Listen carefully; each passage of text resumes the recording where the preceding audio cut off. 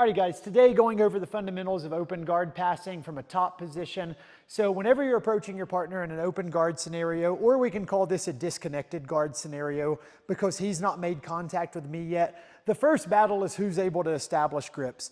When Nate's in an upright position right here, he's able to grab grips, he's able to start making connections, and he can get to work. So from here, my very first job when approaching someone in open guard is trying to get their hands away from me. The easiest way to do this, whether I snap at the head to distract, post at the shoulder, I'm trying to get him on his back by scooping the heels and putting him on his butt. The moment this has occurred, I'm now in a position where his hands are further away from me than mine are to him. So I can start establishing grips. If he's able to sit back up, that proves problematic for me. So as I pop him to his butt, I want to keep contact on the knees and lay weight in my partner. From here, I can broadly think about passing in two categories. I can think about outside passing, where both of my legs are going outside of his legs, getting to a pin scenario, or I can think about inside passing, where one leg is inside, one leg is outside. Then I'm building wedges, keeping pressure on him, and then working through the legs right here. So let's start with outside passing. So if you'll sit up for me. As I'm coming in, flipping my partner on their back, keeping hands on hips or keeping hands on shins, making sure he can't build up. I want to think about from here when I'm going to outside pass, I need to beat his position on feet. If I'm going slow and I step left, he can follow me. If I step right, he can follow me. The good thing is I have gravity on my side.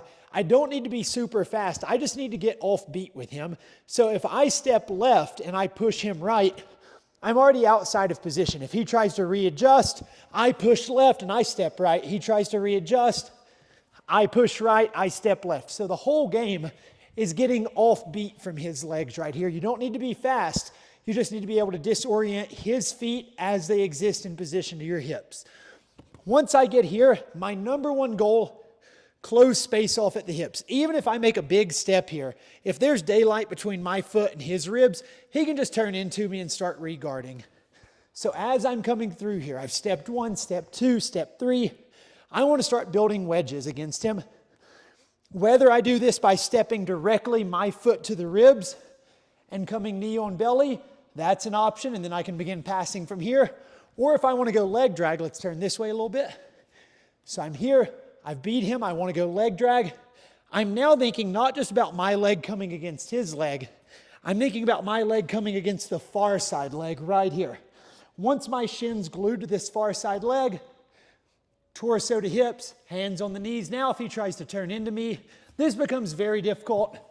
I can start splitting the legs, looking to pin, looking to work to a pin position. So when we're thinking about outside passing, my number one goal, after getting him on his back, getting off-angled from him, closing space off at the hips. So I'm making sure my foot's coming in contact with either his hip, at which point I can go knee to ribs, or my shin's coming in contact with the far side back of his knee, at which point I can start driving and turning his legs to the ground.